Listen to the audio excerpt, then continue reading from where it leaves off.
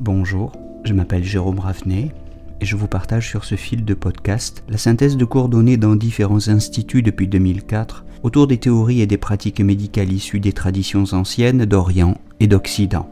Bienvenue sur Énergie Tradition Santé à tous ceux qui nous écoutent avec discernement.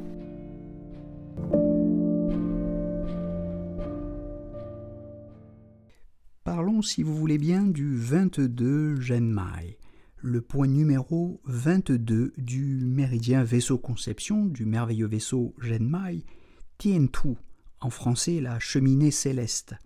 C'est un point qui se trouve sur le cou, sur la ligne médiane antérieure, au bord supérieur de la fourchette sternale, juste au-dessus, dans une dépression, au centre de la fourchette sternale.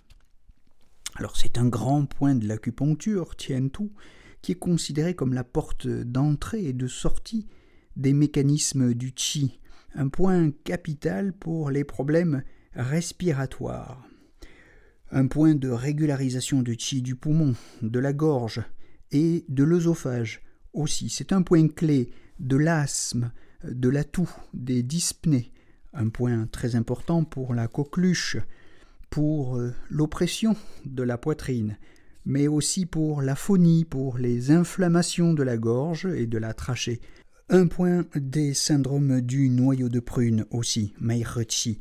Mais attention, comme point de régularisation du Qi du poumon, notez que c'est un point de la plénitude, un point de l'aigu, un point de crise pour traiter, éliminer les crises, et ce n'est pas du tout un point qu'on peut utiliser dans les situations de vide. C'est un point qui peut blesser l'énergie vitale, le Zhengqi, l'énergie droite, et il faut l'utiliser avec parcimonie dans les situations de plénitude. Alors, pour les vides, je renvoie au post qu'on a déjà mis en ligne sur le 13 vessie, le 9 poumons, le 43 vessie, le 36 estomac, bien sûr, le 3 rate, le 20 vessie. Je vous renvoie aussi à tout ce qui pourrait être intéressant en ce qui concerne les points du rein, sur le 7 rein, le 3 rein, le 23 vessie, lorsque le vide du poumon est associé à un vide des reins.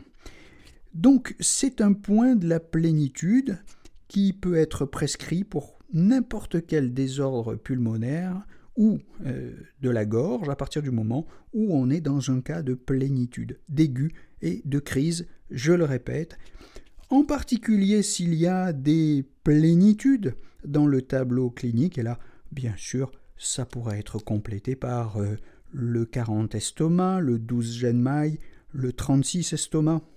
J'ai peut-être oublié de dire, je le rajoute avant de l'oublier, que c'est un point intéressant aussi pour les problèmes de goitre.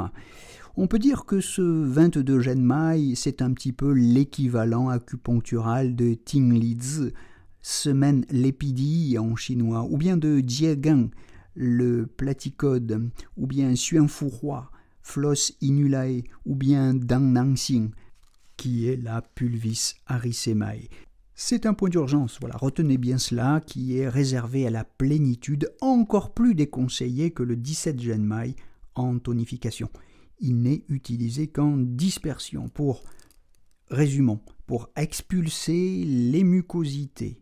Ses fonctions sont d'expulser les mucosités, d'abaisser l'inversion, de diffuser le poumon, d'apaiser la toux, de calmer l'asthme, d'éclaircir la gorge. C'est un point délicat à la poncture, je ne donne pas de conseils par vidéo sur ce point, la poncture de ce point en pratique clinique. Il faut absolument avoir reçu l'exemple d'un praticien expérimenté.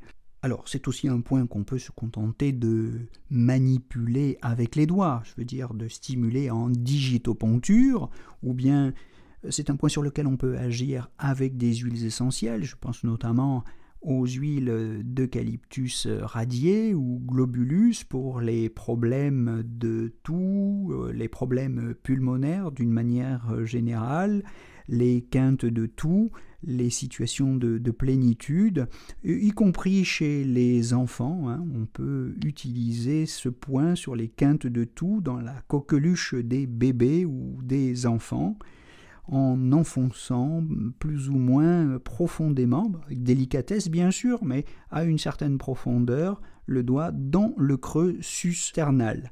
On utilise aussi ce point, selon la méthode du point unique, pour calmer les crises d'asthme. On l'utilise enfin pour arrêter le hoquet, bien que un 6MC ou un 15 Genmai ou un 17 TR puisse être peut-être pour ces indications plus efficace. Il est évidemment aussi utile, efficace, intéressant pour, selon la méthode du point unique, le traitement des syndromes de noyau de prune.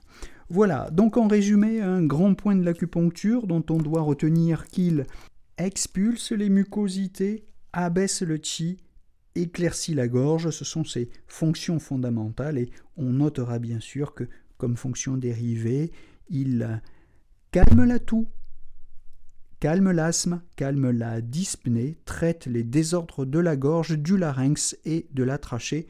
Tout cela, évidemment, dans des situations de plénitude exclusivement.